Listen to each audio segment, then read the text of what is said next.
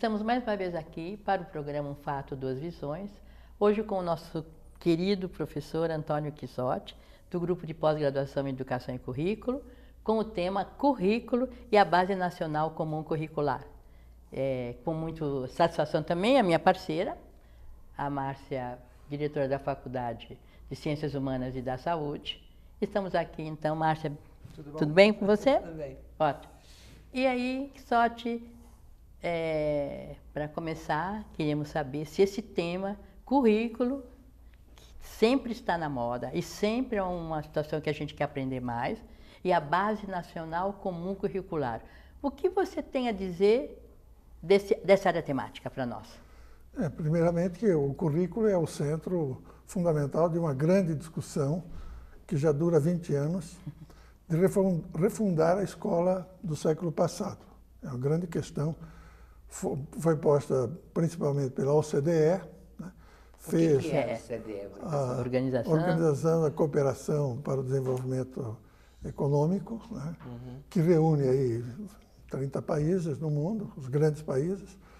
E a preocupação é, dada a transformação social, econômica do final do século passado, com o liberalismo, a OMC, a Organização do Mercado Comum, essas questões trouxeram uma nova revolução nos modos como os estados se organizam. Professor, então o senhor está dizendo que assim, o que vai ser dado na escola é alguma coisa que está sendo discutido no mundo e que não diz respeito só ao diretor e ao corpo docente de uma determinada escola. Não, pelo contrário, o currículo resume exatamente qual é o objetivo do Estado, o que o Estado quer. Então é uma questão fundamental na medida que ele deseja formar os seus cidadãos para um mundo novo, né? E esse mundo em transformação. Dado que a escola, como foi criada no século passado, está numa grande crise. Os meios de comunicação, então o que ensinar? O currículo traz isso. Formar o quê? Para quê? Vou ensinar conhecimentos passados, ultrapassados, desnecessários? Então a questão que trouxe é que conhecimento é fundamental o Estado transmitir para as gerações futuras, né? Qual o patrimônio que é importante conservar, o que é necessário criar. Então, sem isto, o conhecimento pode ser meramente arcaico, como estava sendo feito. Disciplinas que redundam muito em conhecimentos sistemáticos, desinteressante para o aluno, não vê perspectiva possível futura com aquele conhecimento. Então a escola entra em crise. Essa crise, currículo que organizaram primeiro por disciplinas estanques, padronizadas, com horário, um professor, cada um dá o seu quinhão de conhecimento, vai embora. Isso hoje criou um grande problema, porque os alunos estão encontrando outras formas de conhecer, internet, estão convivendo com outra linguagem, outros conhecimentos, e a escola pode ficar muito distante dele. Tá? Quer dizer que até assim, essa coisa que para a gente parece lógica, que a gente tem que estudar história, ciência, geografia, português, matemática, até isso é uma coisa questionável. Hoje tem que ser pensada de forma diferente. Esses conhecimentos são importantes, mas na forma disciplinar estanque, com tempo minutado, professor específico, cada um tem uma avaliação, isto cria um grande descompasso dentro da escola, né? E essa tradição que veio, então, muito mais de uma tradição francesa para nós, de ter, então, um programa sistemático, com horário, momentos, tá, conteúdos específicos, e depois uma avaliação sobre tudo isso, isso tornou-se muito problemático. Por isso a questão duas questões. Uma, primeiro, o currículo é mais abrangente do que a base? Não, a base procura sintetizar o currículo. Quais são os conhecimentos fundamentais que nós teríamos que legar, né, o Estado teria que legar às gerações futuras? Ou o que ele pretende formar? Cidadão competente, participante, com conhecimentos mínimos para ter um convívio social, para ter um convívio participativo na vida social. O que o Estado quer, precisa formar para que essas jovens amanhã ocupem uma posição social importante, que substitua a geração que é nossa, nós que ensinamos. Então é fundamental, porque é o objetivo político do Estado concretizado dentro de um programa de ensino. Certo. Não é um conhecimento à toa, não é inocente. Não. Esse conhecimento. Pelo contrário, Ele é selecionado, ele né? é extremamente problemático porque é um projeto político. O Estado está dizendo qual é o objetivo político que ele tem com relação a esta nova geração. Se ele não tiver esse objetivo claro e a população, a sociedade não tiver clareza, ele se torna muito mecânico e, às vezes, altamente desatualizado. Mas, por exemplo, desculpe, Márcia, a educação, ela vem há muitos anos, como o senhor está 20 anos, está atrasada, mas ela vem há muitos anos tentando trazer esta base, não chamava-se base, diretrizes, tal. Como você vê isso? Por que que isso não está, vamos dizer assim, está patinando? Vai e não avança, escorrega e não chega lá. O que que o senhor acha que acontece? Porque há duas tradições de organização da escola. Uma que eu chamo liberal, tipo inglês, norte-americano, que a base é dada muito mais pelo Estado, pela escola, pela iniciativa privada. Nós temos a tradição francesa. A tradição francesa é o Estado que organiza o conhecimento que deve dar para todos. Então, bases que sejam nacionais, comuns para todos os currículos. Então, é o Estado que determina. Então, ele tem que adensar o conjunto dos interesses nacionais. Quais são os grandes interesses nacionais para consolidar, pelo menos, uma unidade nacional, uma coesão nacional? Quer dizer que a gente pode fazer o contrário. A gente olhando o currículo, a base nacional do currículo, a gente pode entender qual é o desejo do Estado para aquela sociedade. Exatamente. Qual é o objetivo que o Estado dá. Se isto não for claro, então pode ser muito confuso a situação dessas bases. Acho que a forma como está sendo feita essas bases nacionais, que é uma necessidade, mas sem incluir uma participação mais efetiva da sociedade, ela pode ser uma ordem muito mais burocrática. Ora, sendo uma determinação burocrática, ela vai ter muito pouca adesão dos professores. Mais ainda, para organizar esse sistema de bases nacionais, como estamos vendo, ou como tem sido cada vez mais tratada no mundo inteiro, como organizar uma forma que não seja tão estanque, mas que seja capaz de adensar conhecimentos diversos, de áreas diversas, para que a pessoa mesmo seja capaz de criar o seu... Professor, quando o senhor diz adensar, o senhor quer dizer o quê? Não, reunir, então, todos de forma cada vez mais... É por causa dos telespectadores, para todo mundo entender. Então, reunir com mais força todos esses interesses sociais, econômicos, né, e culturais que devem formar essa geração. Então, se a sociedade não tiver uma participação mais efetiva, ela pode ser muito burocrática. E todas as formas de reforma que vieram de cima para baixo não vingaram no Brasil. Né? Nós tivemos várias iniciativas, elas então vêm com o interesse de criar uma unidade geral de toda a escola, sem ter presente as particularidades do Estado como o Brasil, que é um país com dimensões culturais, históricas, regionais, muito grandes. Então, tem que ser reconhecido a forma como cada particularidade regional ou cultural vai organizar o conhecimento. Agora, se de outro modo, eu crio um sistema de avaliação que vai avaliar um conjunto ordenado de conhecimentos sistemáticos de cada disciplina, eu acabo liquidando com a possibilidade de recriar outras formas.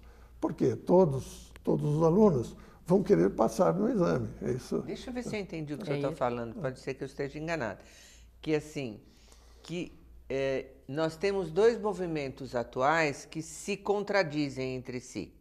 Um de criar uma base nacional curricular que possa ter escolhas e que possa respeitar diferenças regionais, e, ao mesmo tempo, uma avaliação nacional comum para todo mundo. E que essas duas coisas se anulam, de certa forma, porque as pessoas vão querer ter boa nota. Então, acaba fazendo uma padronização ao invés de valorizar as diferenças regionais. É isso que o senhor está dizendo? Então, o sistema de avaliação determina muito o interesse dos alunos. Os alunos vão querer conhecer aquilo do qual ele não vai ter validade para ele passar, né? Entendi. Porque vai competir. Então, nós temos até uma discussão com uma escola particular, que é isso. Ele diz, olha, é uma escola que tem possibilidade de fazer um ensino muito interessante, partilhado, com vários professores, mas ele diz, eu não posso desconhecer que o aluno quer passar no exame, né? Então, ele é determinante nas possibilidades que a escola tem. Não vai formar para um mundo encantado em que o aluno não tenha lugar. Ele vai ter que competir, né? E nessa forma, como está estruturado o nosso ensino. Então, a avaliação que veio, então, num modelo histórico já há 20 anos, também a OCDE que organizou o PISA. O CDE é? A Organização da Cooperação Econômica, né? Ela, então, criou em todos esses países, eles quiseram exatamente como é que nós podemos pensar um currículo escolar, já que esse está em decadência ou então já está superado. Bom, então reuniram todos esses países, são os maiores países, mais ricos do mundo. Diz, não posso chegar lá e dizer, o meu sistema é melhor. O francês pensava que o seu sistema fosse melhor. O suíço também, né? Então, o britânico também. Então, não posso criar qual é o sistema melhor. Então, mas o que nós esperamos da geração que nós formamos? O que nós temos que esperar dele? Então, muda um pouco o enfoque, a perspectiva. É que ele seja um bom cidadão, bom, mas só ensinando geografia ou só ensinando história, não tenho a convicção de que ele será bom cidadão por isso, né? Então, se na tradição mais curricular antiga era possível, bom, para formar um cidadão, vou ensiná-lo a língua, vou ensinar para ele a história dele, o território dele. Então, disso vai resultar um bom cidadão, né? Um pressuposto assim, idealizado. O que os sistemas de ensino começaram a discutir é que eu não tenho convicção de que vou formar um cidadão só porque tem essa disciplina. Porque tem muitos outros conhecimentos que são indispensáveis para o indivíduo saber conviver com o outro, que é fundamental, ele saber que ele pode aprender, ele é capaz de conviver com a diversidade, que é muito importante no mundo contemporâneo, que ele tem uma participação ativa na vida social, que ele é responsável.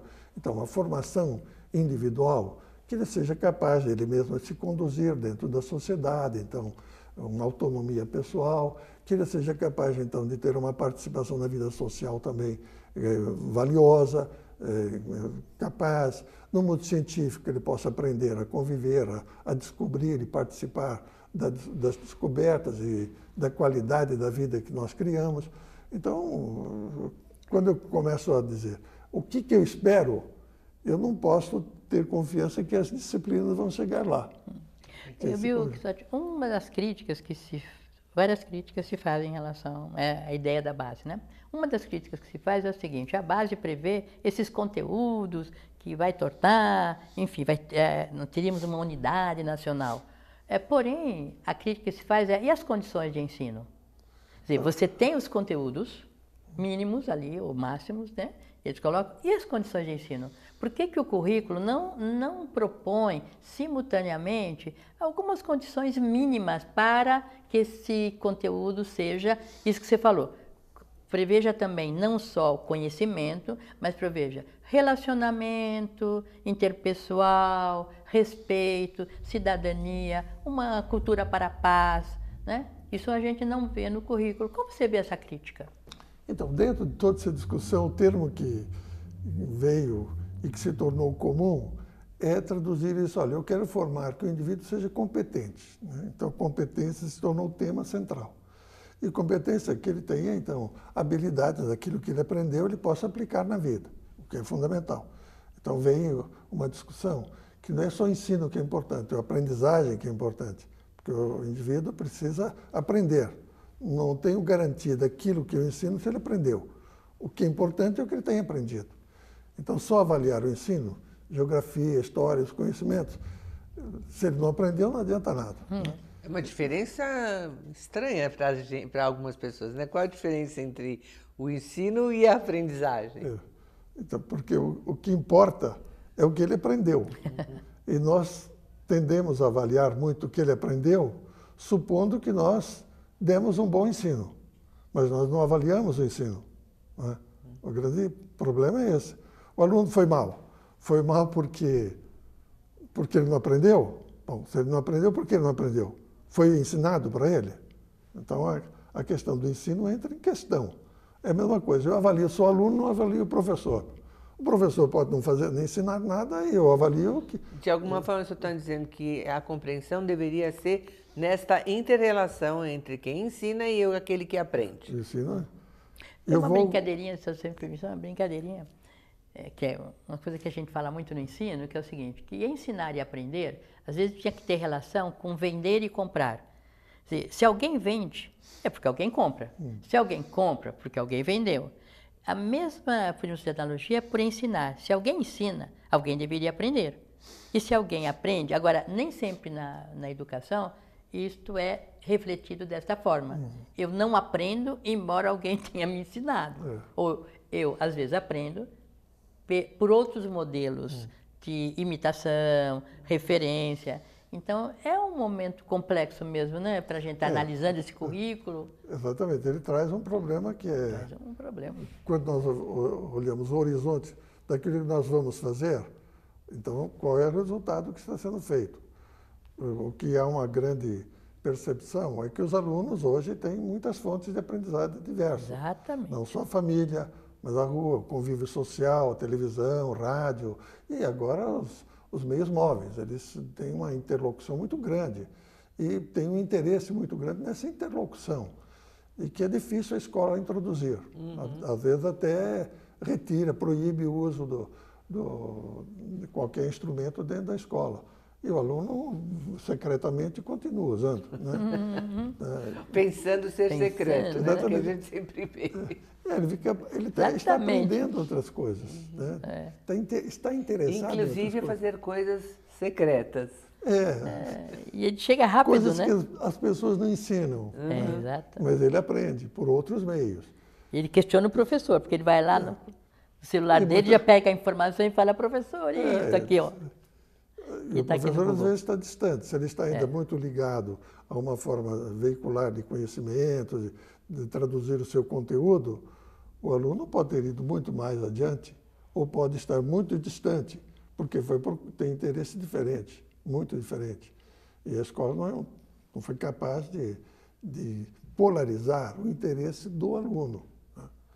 Mesmo porque nossas escolas, então, têm uma precariedade grande. Nós não temos uma escola que tenha um professor para 10 alunos, 15 alunos, tem 40 alunos. Olha, isso torna inviável. Um professor fica fazendo um discurso que às vezes nem escutado né? Porque, além disso, tem as condições concretas dos alunos. Nós temos uma grande porção de alunos que têm uma grande precariedade, né? Principalmente no momento de crise como o nosso. Nós temos aí 20 milhões de desempregados. Bom, isso dentro da família é um terror. Uma família que não tem um emprego fixo, o salário, pagar o fim do mês. É um problema. O menino, como é que é? Roupa, comida, ir para a escola. Bom, o menino e a menina que tem que ir para a escola estão extremamente vexados, problematizados com as condições que têm. Né? Às vezes vexatória dentro da escola, porque então, não tem as condições mínimas. Muitas coisas que vão me chamar a atenção, né, que eu vou pensando enquanto o senhor fala. Primeiro que, assim, um currículo, uma definição de currículo para um país, ela é uma posição política. Fundamentalmente ela é política. Mas que a simples imposição de um currículo, a decisão de uma forma de currículo, ela não se efetiva necessariamente na prática, a depender de quem ensinará e de quem irá aprender. Né? De quem ensinará, de quanto ele se concorda ou consegue entender qual é a proposta deste currículo, né? Concorda ou discorda dessa posição política, e das condições do aprendiz de compreender aquilo que o professor está ensinando ou não, no diálogo com a realidade dele. É muita variável, né? Não, o que é interessante exatamente para ele. Isso aqui nós partimos, quando ensino epistemologia, diz, olha, todos nós temos uma paixão para aprender, nós queremos aprender, não tem ninguém que não queira aprender, isso é uma paixão humana. Né? Agora, eu quero aprender aquilo que tem um valor para mim, para a minha vida, para a vida pessoal, para a vida social, então, para a minha vida humana. Então, estou interessado nisso. Que amanhã eu tenho uma possibilidade de uma atividade, então é importante que eu saiba alguma coisa para ter um trabalho, ter um posto de trabalho um dia. O horizonte da criança está dentro disso. Né?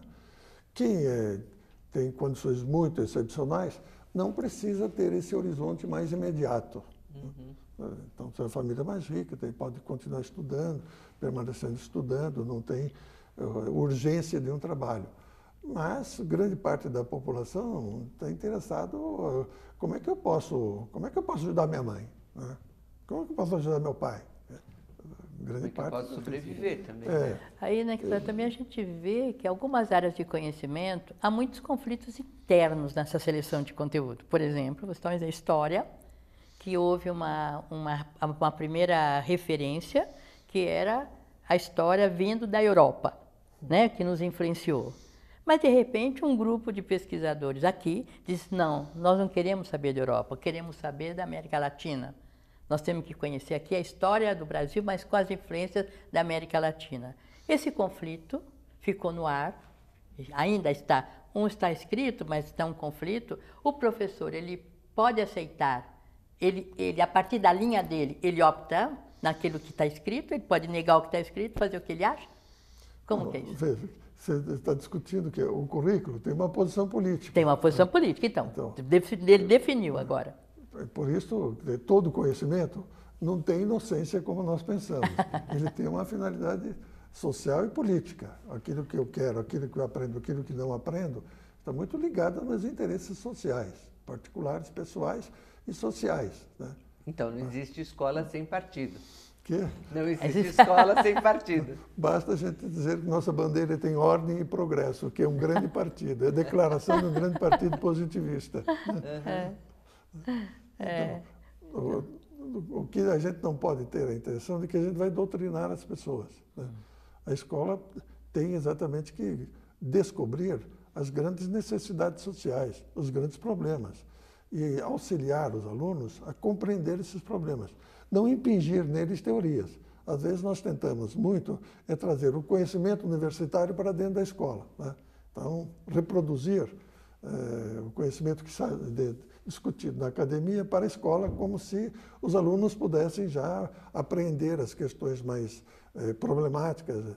Não, os alunos têm que aprender a conviver numa sociedade em que, olha, a questão do gênero, da mulher, do homem, que teve uma situação muito histórica, muito opressiva da mulher, ou distinções assim muito opressivas de pessoas, de trabalho, trabalhadores, ou por sua origem racial, étnica. Bom, isso precisa acabar no convívio social. Né? Isso que é importante. Não posso distinguir e diferenciar o indivíduo ou discriminá-lo por coisas particulares, porque ele pensa diferente, ele tem cor diferente, ele tem gosto diferente, que o currículo, ele nasceu em outro lugar. Né? Nós tivemos um outro conflito que o currículo nos trouxe, né, que foi a questão de gênero.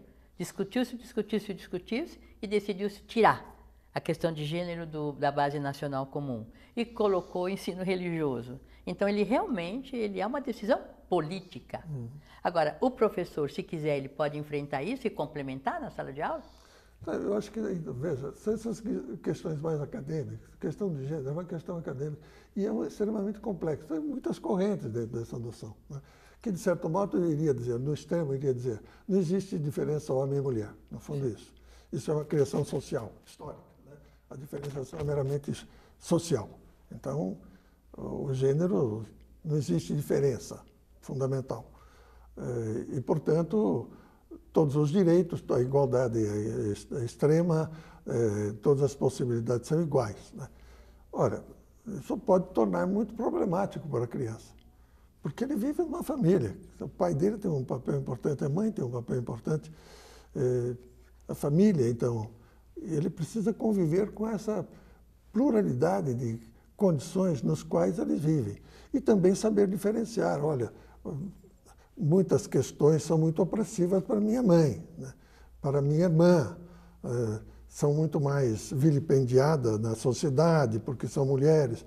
Olha, isso ele tem que aprender que são condições sociais que acabam produzindo uma opressão velada, mas profundamente penosa e dolorida para as pessoas que são discriminadas. Olha, nós não podemos pensar numa sociedade que quer ser nacional, todos têm direitos iguais, que a gente oprima qualquer pessoa por uma diferenciação, porque ele fala, nasceu de origem étnica diferente. Então, essas diferenciações são devem ser eliminadas para a gente ter o convívio. Então, qual é o objetivo fundamental do currículo? Não é simplesmente produzir conhecimentos.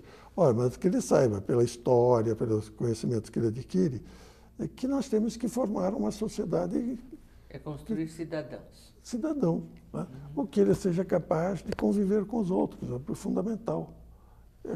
Agora, só ensinando disciplina, não valorizando o convívio com as pessoas dentro da escola. Aí ele aprende dentro da escola que tem diferenças muito grandes e que ele tem que respeitar, ele não pode se impor. Agora, nós ficaríamos ouvindo e a gente deve ter percebido que a gente às vezes está te interrompendo porque a gente tem muitas curiosidades. Mas o nosso programa está chegando ao fim, né? Então nós queríamos ouvir de você qual é a sua mensagem final para fechamento do programa de forma... Eu acho que nós temos uma necessidade muito grande de refundar a escola do século passado. Ela já não é capaz de formar as gerações futuras, por desinteresse ou por outras formas de conhecimento ou de outras necessidades. Então nós temos que refundar a escola. Um grande ponto é o currículo, porque ele é o projeto de formação de cada um. Com essa ideia tão necessária nesse momento, vamos ver uma nova escola, refundar a escola. Nós estamos terminando o programa de hoje e aí agradecendo ao professor Quissotti a sua presença, os seus conhecimentos, a professora Márcia. Quer falar? Fechando, Márcia? Até mais. Até uma próxima oportunidade. E até a próxima.